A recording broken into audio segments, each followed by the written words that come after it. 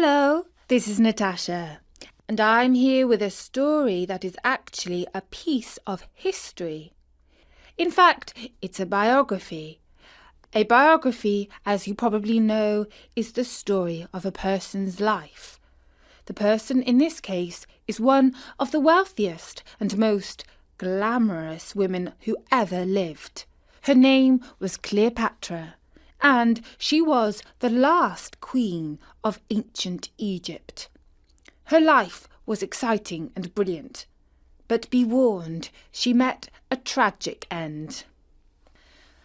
But first, here's 3 facts which you might have heard about Cleopatra.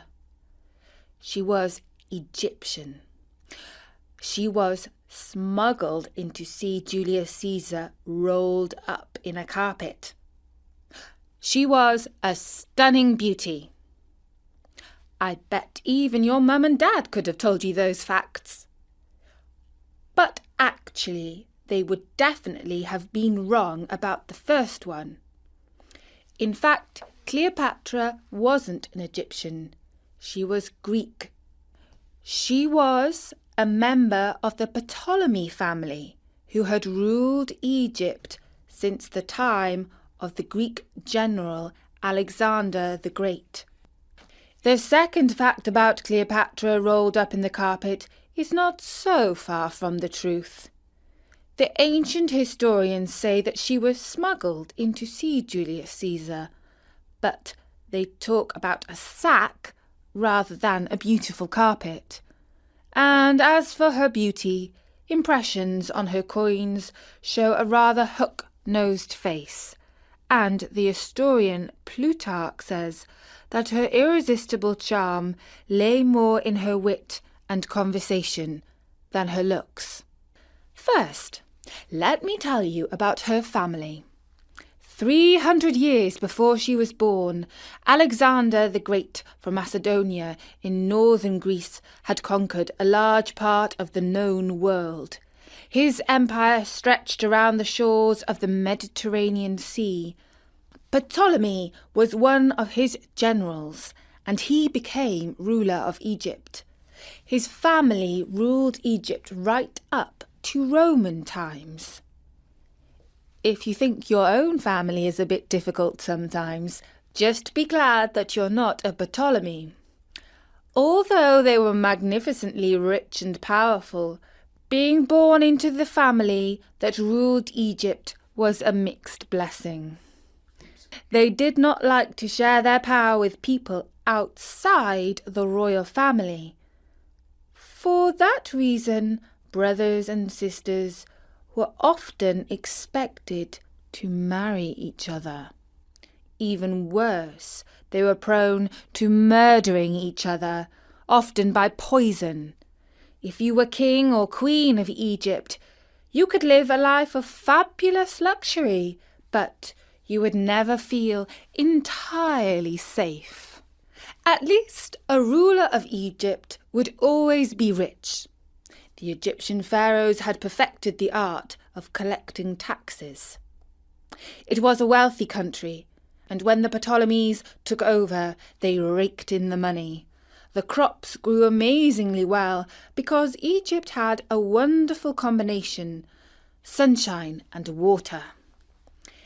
Every summer the river Nile flooded its banks and watered the fields.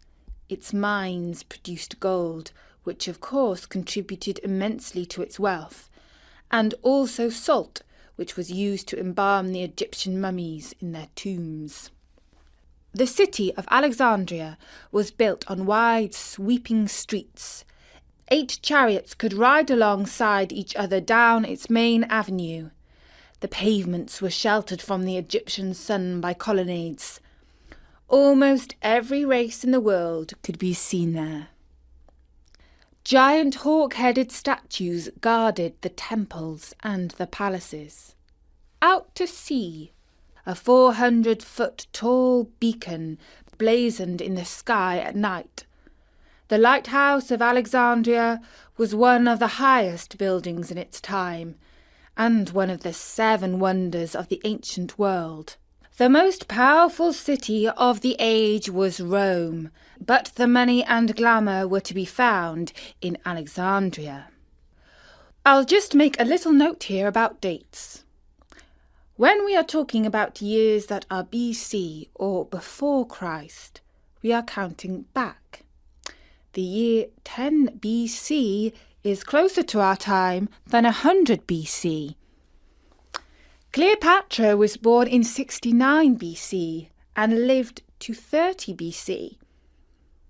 Her father, Auletes, was king of the most important country in the Middle East. But on the other side of the Mediterranean Sea, in Italy, the city of Rome was flexing its muscles. The Roman army was a highly scientific fighting machine. It was not invincible, but only the most warlike people could fend it off. The Egyptians had many talents, but in a battle they were no match for the Romans. Their main advantage was wealth. Roman leaders always needed money. And in return, the Senate declared that Egypt was a friend and ally of the Roman people. That meant that they wouldn't invade it, at least for the time being. The Romans were fairly conservative people. In their view, women should be loyal wives and good mothers. The idea that a woman could rule as a queen was, to a Roman, quite unthinkable, barbaric even. The Egyptians were far more broad-minded. Cleopatra was brought up to be a ruler. And the Ptolemaic idea of a ruler was somebody who was highly educated. Her city was a centre of learning. The Library of Alexandria was the greatest in the world, and many of the best scholars were based there. The young Cleopatra had to do her homework well. She must know her Greek plays and philosophy, and she had to practice speech-making. She was fluent in several languages. She took a deep interest in medicine, which in those days overlapped with the arts of magic and poison. She was as clever as she was educated. Many Romans saw her as an exotic witch, someone like Medea or Circe from Greek mythology. Auletes died when Cleopatra was 18 years old, in 51 BC. She now ruled Egypt with her younger brother, Ptolemy. As was the custom in her family, Ptolemy was also her husband. It was a difficult time. The Nile failed to flood, causing famines. It was not long before Ptolemy and Cleopatra fell out. She had to flee from the country altogether with her sister Arsinoe. Now that Cleopatra was out of the way, her younger brother Ptolemy ruled alone, officially. But he was just a boy. In practice, his advisers made the real decisions. And soon they faced a crisis, one that would decide the future of Egypt. Two Roman generals were fighting each other for the leadership of Rome and for world domination. One was called Julius Caesar, the other Pompey. In 48 BC, Caesar defeated Pompey at a battle in Greece. Pompey fled by ship with his family. He headed for Egypt, where the old king Auletes had been his friend. For Egypt, this was a diplomatic crisis. Old loyalties prompted them to back Pompey, but it looked like Caesar was already the master of the world. The clique of advisers who ruled in place of Ptolemy came up with a simple solution. They sent a small boat out to Pompey's ship. The Roman general climbed into the boat and began to sail ashore. On the way, the Egyptian sailors murdered him. I am afraid to say that they cut off his head. When Julius Caesar arrived in Alexandria a few days later, they gave it to him. They thought he would be pleased. In fact, he was horrified. Pompey was his enemy, but he was also a noble Roman and a great general. He deserved to be treated with dignity. Fortunately for Cleopatra, she was out of the country and could not be blamed for this crime.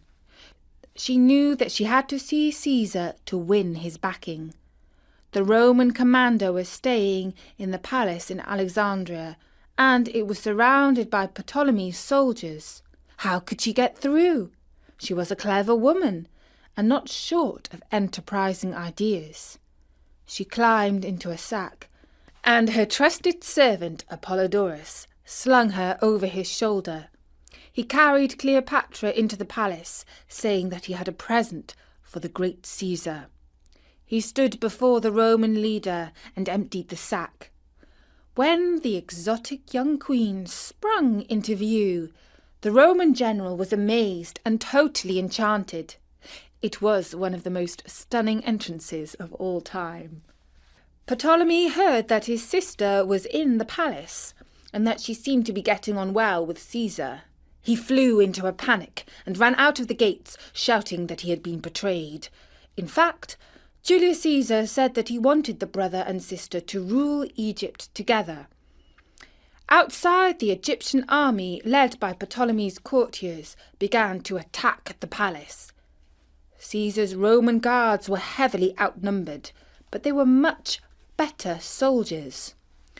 The struggle spilled over into the harbour, where ships were set alight. The fire spread, and warehouses around the waterfront began to burn. Then the flames reached the great library, and many of the most famous works of literature and philosophy were burned and lost for all time. Julius Caesar, then in his 50s, was so besotted with the 21-year-old queen that he was in no hurry to return back to Rome. It was not just her looks that attracted him. Plutarch, a historian from Roman times, says that it was a delight merely to hear the sound of her voice, with which, like an instrument of many strings, she could flit from one language to another. It took 6 months to win the war against the forces of Ptolemy, and after that, Caesar still did not want to go home. Cleopatra took him on a cruise up the Nile in her royal barge. Eventually, Caesar could linger no longer in Egypt. He sailed for Rome. Soon after he left, Cleopatra gave birth to his son, whom she named Caesarion. No doubt she hoped that the Roman leader would declare his son as his legal heir. If she thought so, she was much mistaken.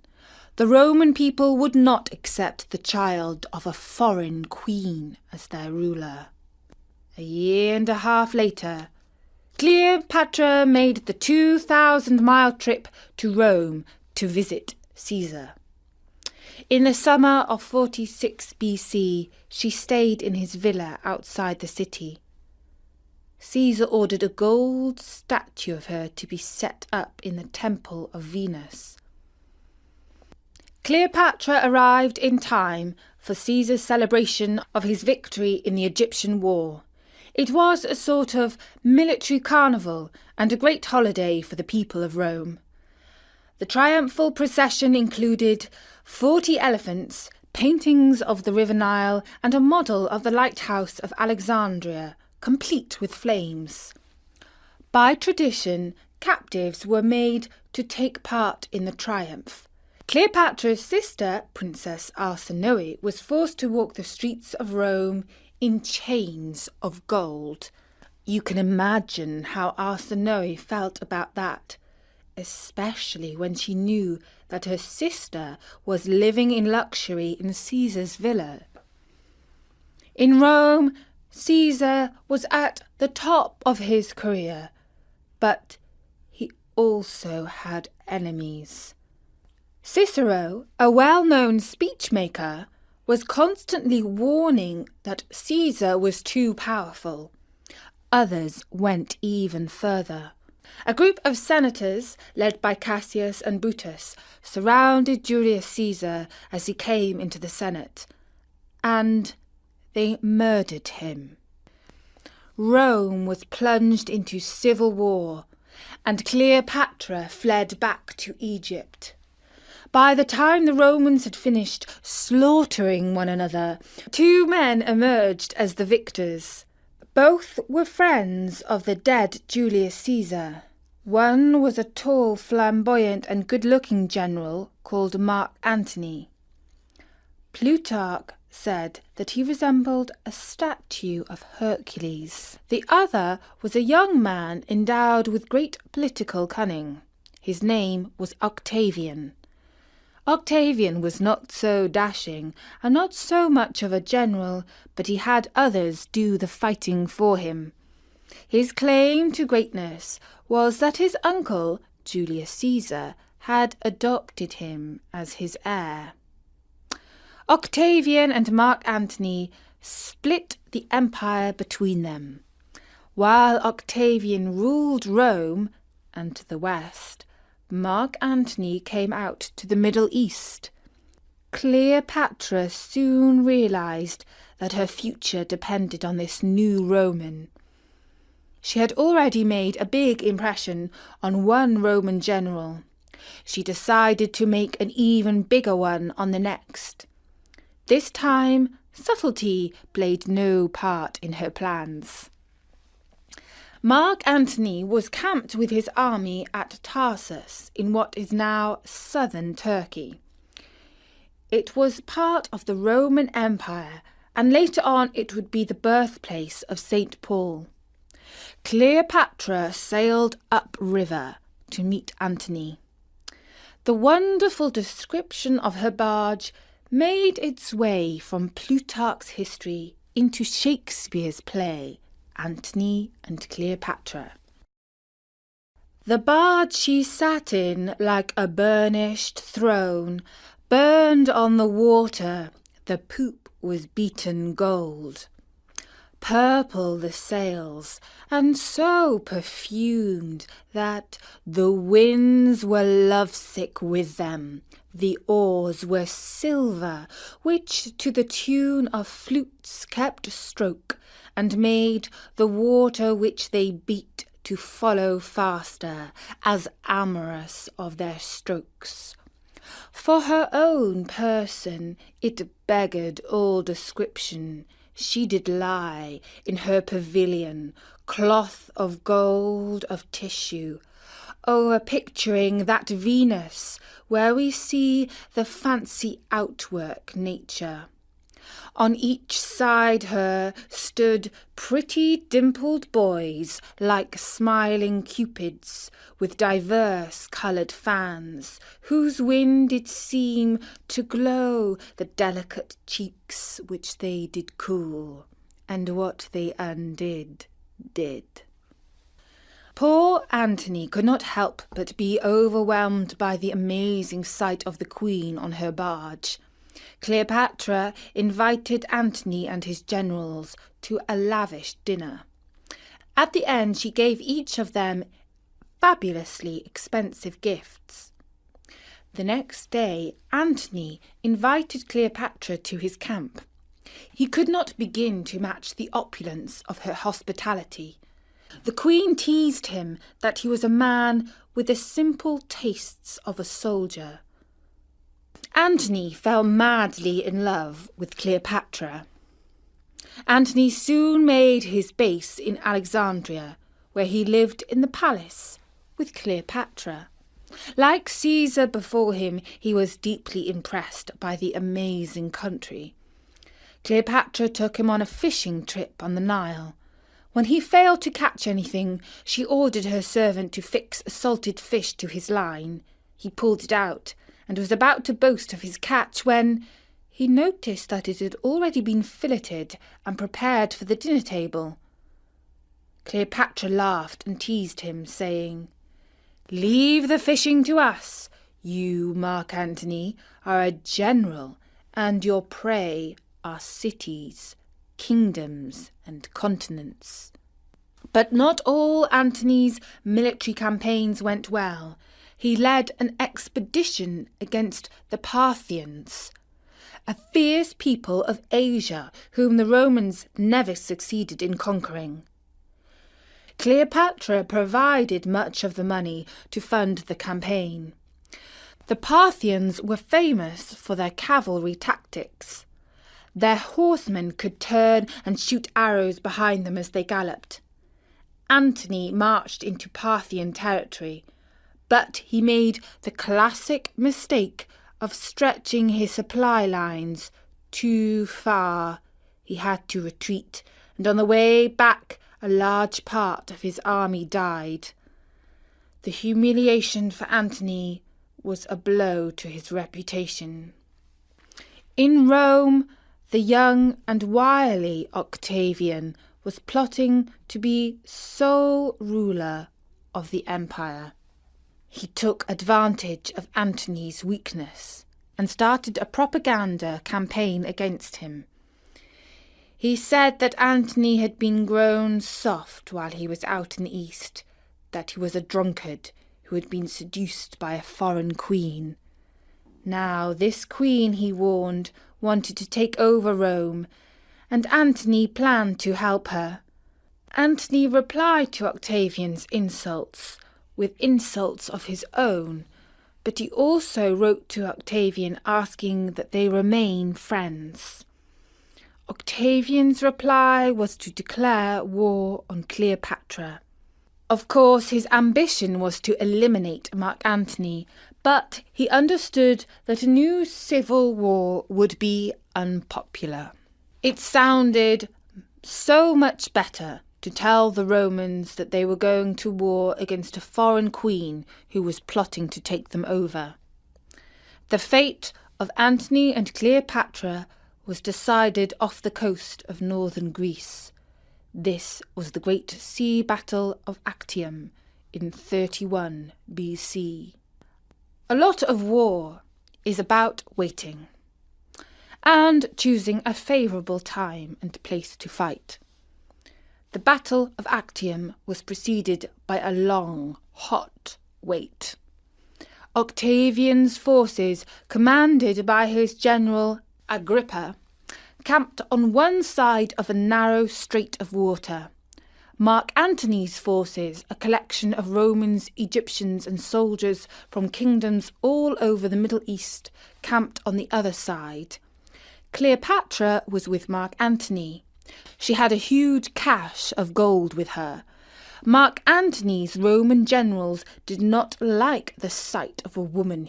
They thought it was un-Roman for a female to have so much influence. She was rude to some of them. During the long stay, several of Antony's oldest friends crossed over to join Octavian's side. It was a huge blow to the morale of his troops. Eventually, Antony and Cleopatra decided that the time had come to fight the battle at sea. They mustered their ships and began to sail out to meet the opposition. Agrippa sent his ships out in a giant arc. They engaged closely and started to fight with spears, swords, and burning torches. Halfway through the battle, Cleopatra's barge started to leave. Mark Antony's ship followed her. No doubt Cleopatra did not want to risk her gold to the fortunes of war. Perhaps Antony felt he had to protect her, but the sight of the two leaders fleeing the scene was too much. The battle was lost. Many of the kings and generals who had supported Antony and Cleopatra now defected to the other side. Nothing could stop Octavian and Agrippa from conquering Egypt. The victory was a turning point in Octavian's career. He later changed his name to Augustus and became the first Roman emperor. Octavian arrived in Alexandria the following year. Mark Antony had little choice but to commit suicide. It was the Roman way. He fell on his sword. Cleopatra was taken prisoner. She did not wish to be made to walk the streets of Rome as a captive like her sister Arsinoe. She tried to stab herself, but Octavian's soldiers prevented her. A few days later, she smuggled herself into her tomb with 3 loyal servants. Legend holds that she called for a bowl of figs with a venomous snake inside. Perhaps she would have taken poison, which would have been a more gentle death. What we do know is that Cleopatra killed herself. The last queen of Egypt was 39 years old when she died, and had been on the throne of Egypt for 21 years. For 11 of those years, Mark Antony had been at her side. She had kept Egypt prosperous and independent throughout her reign. It was probably inevitable that Rome would eventually conquer her country and bring it directly into its empire. She had little choice but to befriend the greatest Romans of her day. She gambled, and in the end she lost. But the story of her life has fascinated people ever since. I very much hope that you have enjoyed this retelling of her tale. Bertie has asked me to say that there are many sources of her life from the ancient world, including Strabo, Plutarch, Cassius Dio, and Josephus. Bertie's account was partly inspired by a recent history book, Cleopatra by Stacey Schiff, which you can find on Amazon. It gives you a great feel for the times in which Cleopatra lived. You can also find plenty of books about Cleopatra aimed at younger readers. We do hope that you have enjoyed our version and that perhaps it has given you a taste for ancient history. We will be doing more histories on storynori.com. For now, from me, Natasha, bye-bye! On storynori.com. For now, from me, Natasha, bye-bye!